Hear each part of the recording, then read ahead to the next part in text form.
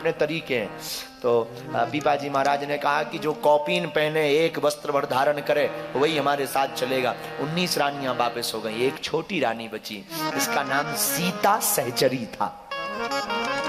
उसने कहा हम चलते हैं। उसने आभूषण त्यागे।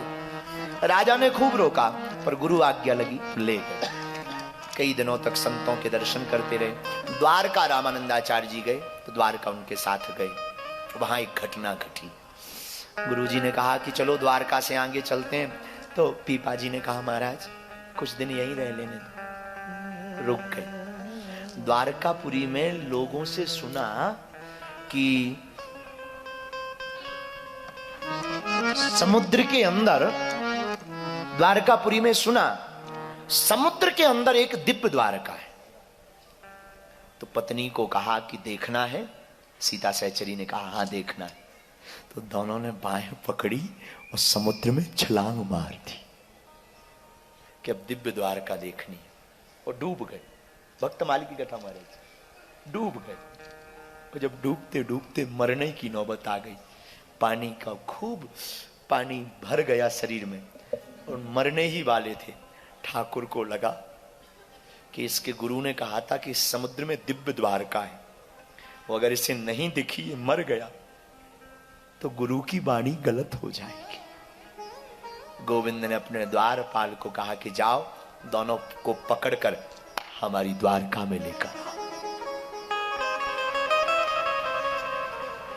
और दोनों को, बिल्कुल सत्य घटना कलिकाल की, गागरोनगढ़ के राजा का किला आज भी बना है।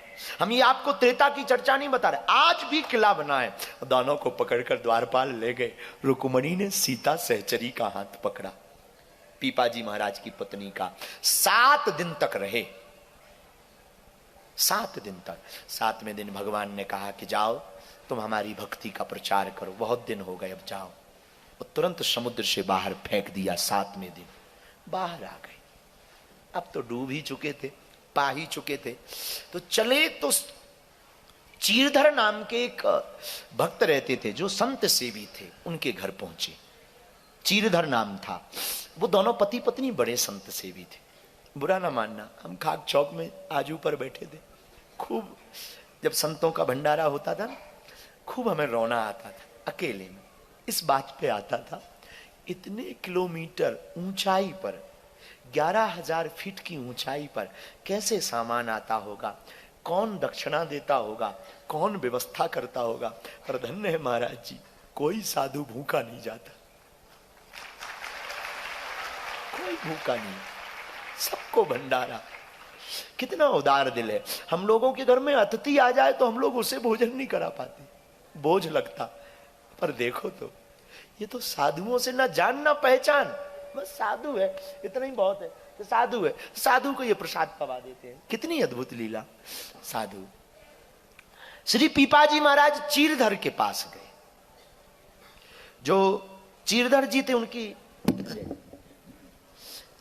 थे उनकी धर्म पत्नी भी बड़ी भक्तिमता, और वो इतने भक्तवान थे दोनों कि अपनी पूरी संपत्ति साधुओं के भंडारे में लुटा दी। अब कोई महात्मा पहुंचे तो वो उधार मांगे, तो जब तक लोगों को लगे कि ये चुका देंगे तो लोग उधार दे देते थे। पर एक सीमा होती है, जब लगा कि अब ये चुकाएंगे नहीं तो उधार कौन देवे, बंद कर दिया लोगों ने उधार देना। तो पीपाजी और इनकी पत्नी पहुंच गई उनके घर। उनके घर पर अन्न का दाना नहीं, पहली बार मुलाकात, परिचय तो था नहीं, पर साधु घर पर आए, भूखा चला जाए। तो चीरधर अपनी पत्नी के पास गया और बोला कि आज क्या अतिथि को, संत को खवाएंगे। पत्नी बोली महाराज कुछ भी नहीं, कुछ नहीं बचा है, क्या किया जाए। बोले एक काम करो, धन सब चला गया, मेरा सोना भी चला गया, यहां तक कि आपने मेरी साड़ियां भी गिरवी रख दी। अब मेरे पास 2 चीजें बची। क्या? मेरे तुम बाल काटो, बाल की जोटी बनाकर किसी सेठ को दो, कुछ तो मिल जाएगा। कैसे काटे? तो एक नुकीली चीज देखी, अंधेरे में बालों को काटा पत्नी के। कहीं खून बह गया, कहीं वो नुकीली चीज लग गई। पर पत्नी का, स्त्री का श्रृंगार बाल है, केस, स्त्री का श्रृंगार केस है, पर चीरधर की पत्नी से सीखना, उसने पूरे बालों को कटवा लिया। सिर में चोट लग गई, पर पति को कहा सुनो साधु भूखा ना जाए, जल्दी से लेके आओ। थोड़े से चावल मिले, लेके आए, पर उतने में चलेगा क्या, शाम का भोजन कैसे होगा। तो पत्नी ने कहा एक उपाय है, मेरे तन पे जो कपड़े हैं वो बेच दो। पर तुम कैसे रहोगी? मैं निकलूंगी नहीं, कोने में छिपी रहूंगी, पर साधु भूखा नहीं जाना चाहिए।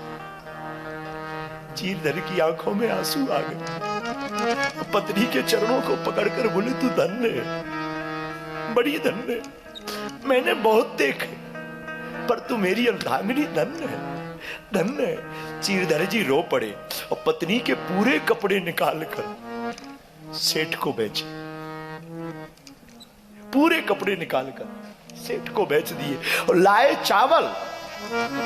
चावल लेकर के आए, इधर चीरधर की पत्नी कोने में अंधेरे में छिप गई, क्योंकि कपड़ा तन पे नहीं है, दिखूं कैसे। चावल बनाया तो चावल बनाकर पीपाजी महाराज को परोसा, लीजिए पाइए। तो पीपाजी ने कहा कि भक्तराज तुम्हारी कुछ देर पहले पत्नी दिख रही थी, अब तुम उसको भी बुला लो, वो भी साथ में प्रसाद पा ले, भोजन कर ले। तो चीरधर जी ने हाथ जोड़ के कहा भगवान क्षमा करो, क्षमा करो, वो बाद में पा लेगी, आप पाओ, आप पाओ, वो पा लेगी। नहीं नहीं नहीं, हमारी आदत है, हम सब बैठकर भोजन करते हैं, तुम बुलाओ उसको। चीरधर कहते हैं भगवान वो नहीं आ पाएगी। पीपाजी ने डांटते हुए अपनी पत्नी को कहा कि जाओ तुम ले आओ। चीरधर गली में खड़ा हो गया, मत जाओ अंदर, एक तरफ हो, हम ऐसे भोजन नहीं करेंगे जब तक तुम्हारी पत्नी साथ में नहीं बैठी। क्या हुआ, आवाज भी नहीं आ रही, कहां गई। जब पीपाजी की पत्नी अंदर गई तो कोने में लुकी छिपी रो रही थी, बाहें पकड़ी, क्या बात है, ये तुम्हारे कपड़े कहां गए, कपड़े कौन ले गया। चीरधर की पत्नी कहती है बहन हमारे घर पर खाने को कुछ नहीं था, आपका भोजन कैसे कराएं, तो हमने अपने कपड़े ही बेच डाले हैं।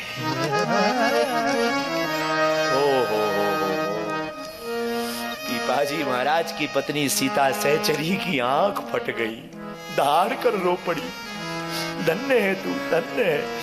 जो कौपीन, जो वस्त्र पहन रखा था, वो आधा कपड़ा शरीर को लपेट दिया, प्रणाम करके चीरधर को कहा हमने बहुत साधु से भी देखे और तुम्हारे जैसा नहीं देखा।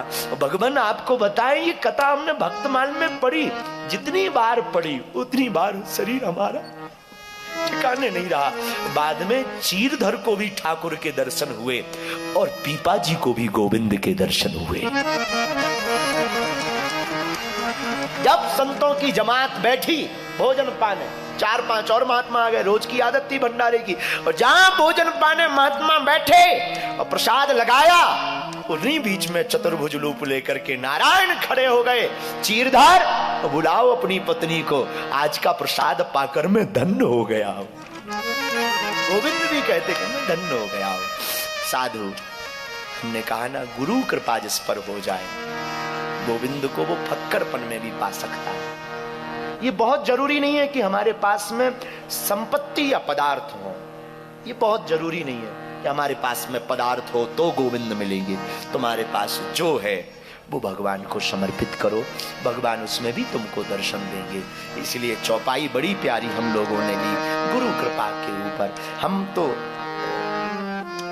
क्या बताएं अब आपको, हमने तो जो भी पाया ना, सच बताएं, जो भी हमने पाया वो गुरु कृपा से ही पाया है।